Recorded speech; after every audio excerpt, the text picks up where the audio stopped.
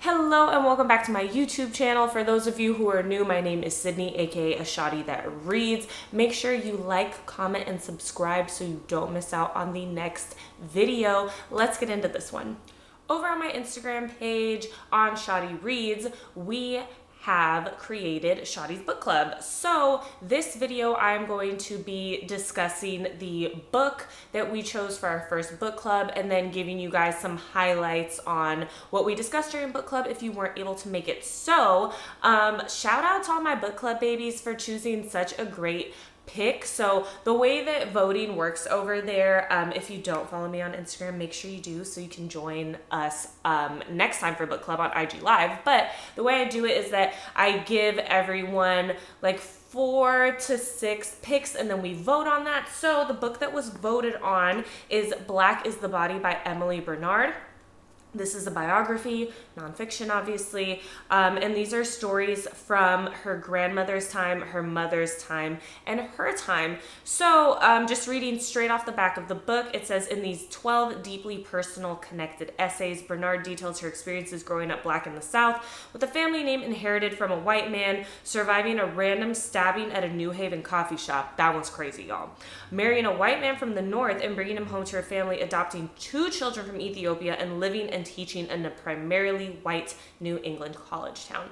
So this book is titled Black is the Body because the body of the work is black, because being black in America means one thing, being brown in America is one thing. We're going to discuss that. This is the author right here, Emily Bernard. Hey. And as you guys can see, I did make a bunch of notes. I mean, this is a lot for me. Normally I just put everything like in the margins, but I decided to use a little paper tabs this time. So I want to start off with reading some of the comments that were shared in book club because everyone had really amazing insights. So from Brianna, she says, every essay in the book ignited emotions and thoughts that made me reflect on my own perspective about family, race, and the social dynamics within relationships of people who aren't of the same race. Because like she was saying, her husband is white. So she makes it a point throughout the book and throughout each essay, you know, to mention the differences there in race, with her and her husband and the family that she's created. Very interesting, and definitely understandable because I'll get into that later. But okay, so she says, Emily's uncomfortable conversations with her white friends and students definitely were relatable for me. I'm often finding myself explaining/teaching my Latin and Caribbean cultural practices to white folks because they're either judging or confused by the things they see me wearing, eating, or saying. So what she's saying is her uncomfortable conversations with her white friends and students. So to give you some insight there, the author of this book is a college professor to a class of all white students, or she was at the time when she was writing this book.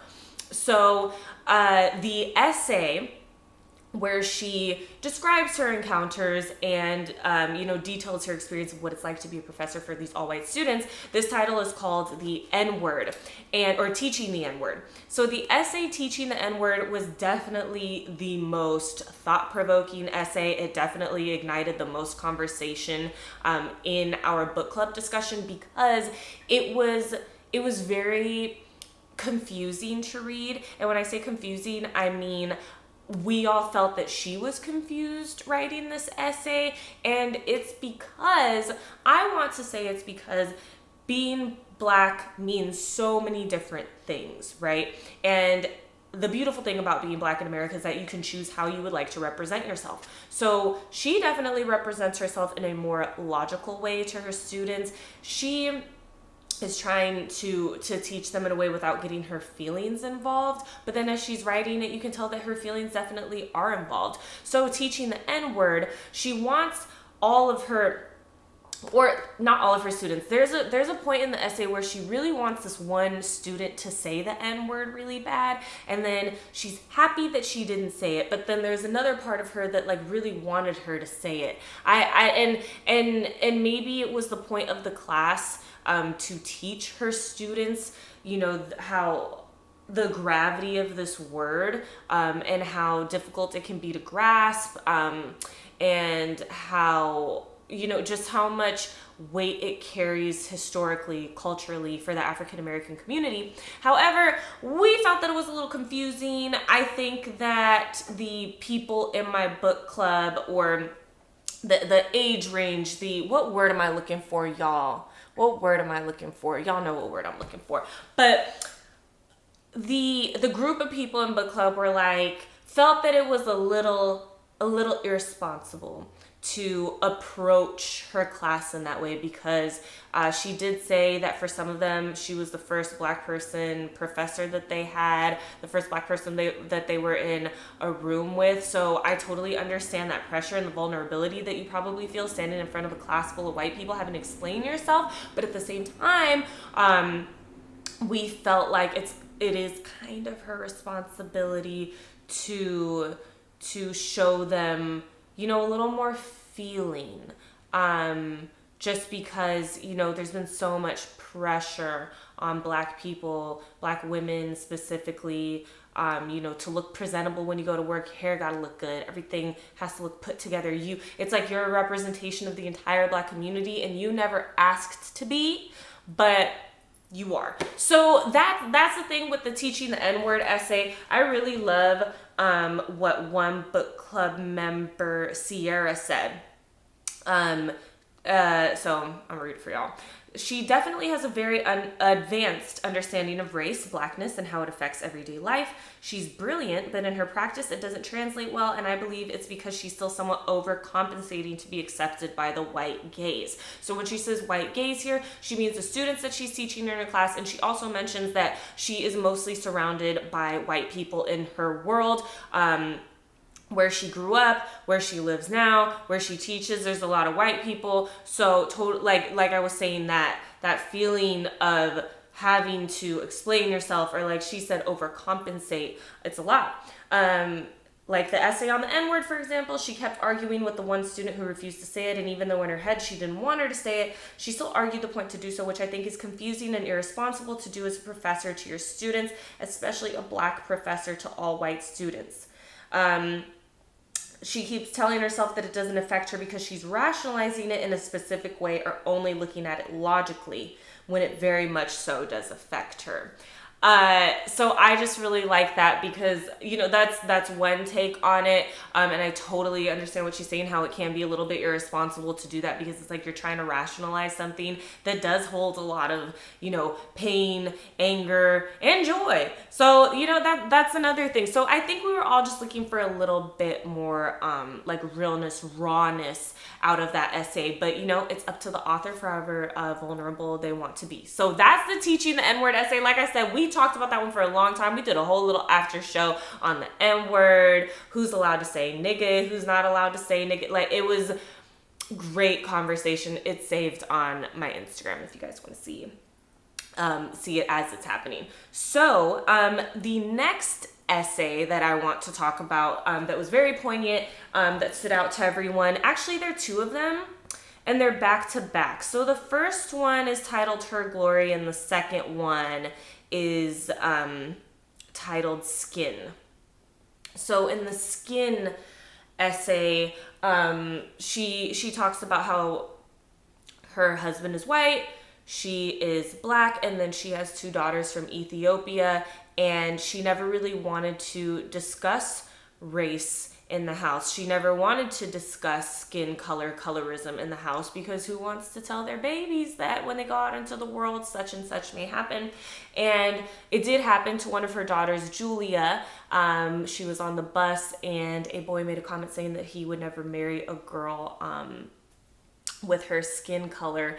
And Brianna actually made a comment again from book club saying that she aspires to have the strength that Julia embodies. And she says that because, this kid is like, I don't want to marry you because you're too dark. And she's like, I could have beat him up, but I didn't. And it was just such a powerful moment. That's the beautiful thing about kids. You learn so much from them. It's like, as an adult, it's like, you're so ready to defend yourself and be mad and attack people. But I just love that she was like, you know what?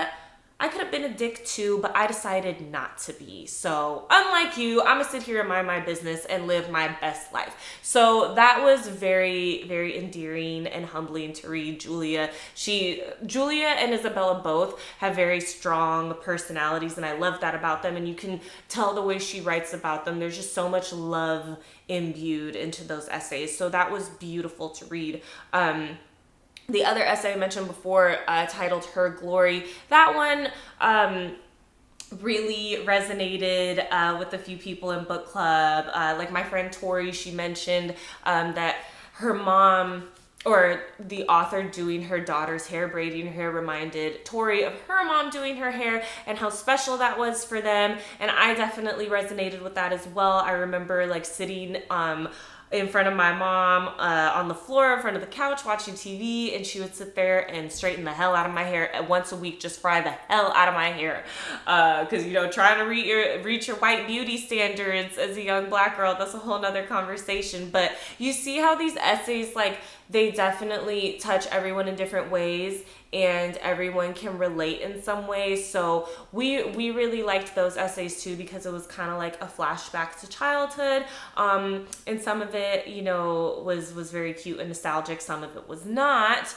Like the last thing I'll mention probably is the essay on Black history. That one was very, very interesting, because if you want to compare and contrast it to the one on skin color, it's interesting how regardless of the color you are, if you are Black, you will, I think you'll know, like, you remember the day that you found out you were Black, because there's a big difference. So me, for example, I'm clearly lighter skinned. My dad is white. I am biracial, so my skin color shows that. And while there are a lot of privileges that come with looking the way that I do, I also have to keep in mind that, you know, people see what I look like and they see Black and they see bad. You know, no one said anything to me in a while about that. But when I was younger, I remember finding out that I was Black in 3rd grade. I went to a new school. I was a new kid, and I was the only Black kid there at the time. And everyone was like, you're Black, your hair is ugly, your features are too dark. Whenever I got a pair of new shoes, like, oh, you stole your shoes because you're Black, because Black people steal their shoes. We're all criminals. This is what they're showing on TV. This is what you're telling your kids. I don't know, because that shit is taught, as we all know. Anyway, so it's very, very just eye-opening to see the differences there, because although I may have never been discriminated against because of the color of my skin that I'm aware of, just because I am a little bit lighter skinned, I've definitely been bullied incessantly for being Black, which is just gonna end it right there. So I would say, all in all, this book, I would give it a 4.5 out of 5. It was a great way to start off Shawty's first book club. Great, amazing, thought-provoking conversation. So if you guys are interested, this book is now available on my personal website, purpleskiesbookstore.com. Every book that we discuss for book club will be available on my website from here on out, which is super exciting. Like I said, make sure if you are not following me on social media that you do, so you can join us for the next book club on Instagram Live. But after each one, I will be coming here on YouTube to give you guys a little rundown, quick review of the book and everything we discussed. Per usual, guys, breathe easy, drink your sea moss, have a lovely, lovely Sunday, and I will see y'all soon.